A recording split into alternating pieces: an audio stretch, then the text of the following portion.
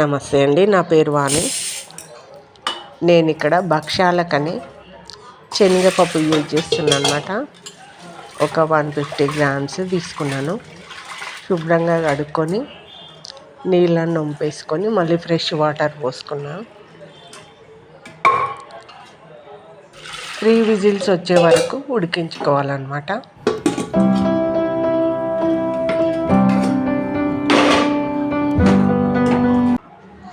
3 whistles అయిన తర్వాత cooker దింపేసుకొని పప్పు చూడాలన్నమాట. ఇట్లా అంటే పలుకులాగా ఉంటుంది లైట్గా, అదే కరెక్ట్ అన్నమాట. దాంట్లో ఉన్న వాటర్ మొత్తం వంపేసుకోవాలి. ఓన్లీ పప్పు మాత్రమే మిగలాలన్నమాట, వాటర్ అంతా వెళ్ళిపోవాలి.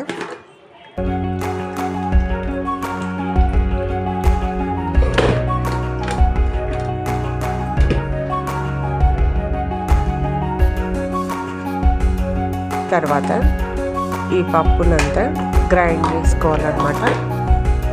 గ్రైండ్ చేసినప్పుడు పౌడర్ లాగా వస్తుంది, పొడి పప్పు ఉంటుంది కాబట్టి పౌడర్ లాగా వస్తుంది అన్నమాట.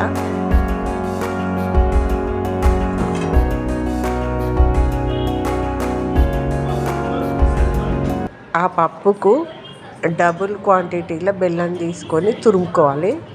ఆ తురిమిన బెల్లాన్ని ఈ పప్పు పొడిలో వేసి ఇట్లా పిసకాలన్నమాట.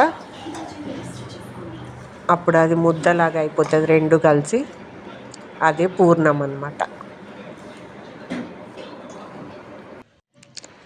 ఇక్కడ మైదా పిండి మన చపాతీ కన్నా కొంచెం పల్చగా కలుపుకోవాలన్నమాట. మెత్తగా ఉండాలి, సాఫ్ట్గా ఉండాలి పిండి. అట్లా కలుపుకున్న దాన్ని ఒక ముద్ద తీసుకొని ఇట్లా వెడల్పుగా చేసి దాంట్లో పూర్ణం పెట్టాలన్నమాట. పెట్టేసి అట్లా క్లోజ్ చేయాలి. పూర్ణం తీసుకోవాలి, ఇట్లా పిండి వెడల్పు చేసుకొని దీన్ని లోపల పెట్టి ఇదంతా మొత్తం క్లోజ్ చేసేసేయాలి, బయటకు రాకుండా. చేసిన తర్వాత రౌండ్గా బాల్ లాగా చేసుకోవాలి. ఈ పైకి పెట్టాలన్నమాట, కిందికి పెట్టకూడదు. ఓకే, ఓపెన్ అవుతుంది. పైకి పెట్టి ప్రెస్ చేయాలి.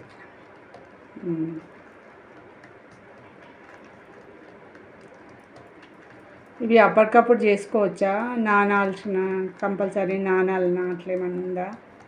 కొంచెం పిండి తడిపి నానితే మంచిగా వస్తాయి అన్నమాట. మనం చెయ్యరానాళ్ళకు కూడా మంచిగా వస్తాయి.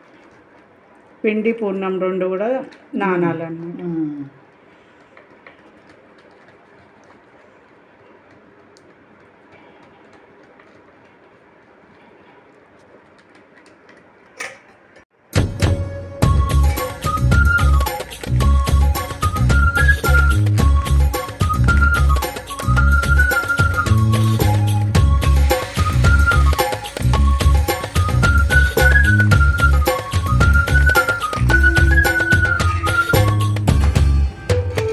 సైడ్స్ అట్లా కాల్చుకోవాలన్నా, దాని మీద కూడా మళ్ళీ ఆయిల్